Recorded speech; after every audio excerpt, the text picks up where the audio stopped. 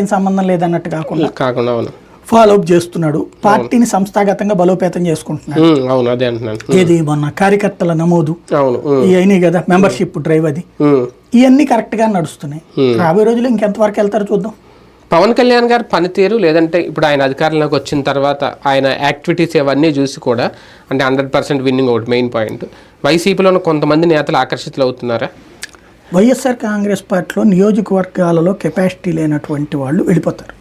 అంటే ఇప్పుడు టీడీపీ ఎలాగా ఛాన్స్ లేదు వెళ్ళరు కాబట్టి జనసేన వాళ్ళందరికీ ఒక ఆల్టర్నేటివ్ అయిపోతుంది. అట్లా కాదు, ఇక్కడ బేసిక్గా తెలుగుదేశం స్ట్రాంగ్గా ఉన్నటువంటి చోట్ల వెళ్తున్న సామినేని బాలినేనికి వచ్చిన సమస్య ఏంటంటే వాళ్ళకి తెలుగుదేశంలోకి వెళ్ళలేరు, తమ వాళ్ళని కాపాడుకోవడానికి.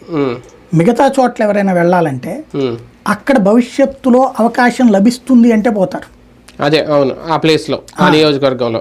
ఇప్పుడు ఫర్ ఎగ్జాంపుల్ గుంటూరులో ఒక ఎంపీ క్యాండిడేట్ రావాలనుకోండి, ఎందుకు రావాలి?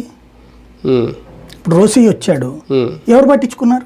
అదే కదా, రాజీనామా చేశాడు, ఎవరు పట్టించుకోలేదు. అదే కదా, ఎందుకని? ధూళిపాళ నరేంద్ర కోపం ఉంది, జిల్లాలో నాయకులు ఎవరికి కూడా అతనంటే పెద్ద ఇంట్రెస్ట్ లేదు. జనసేనలోకి వెళ్దాం అనుకుంటున్నాడు. జనసేనలో ఆల్రెడీ ఆ బోనబోయిన శ్రీనివాస్ యాదవ్ 3-4 ఉన్నారు అక్కడ.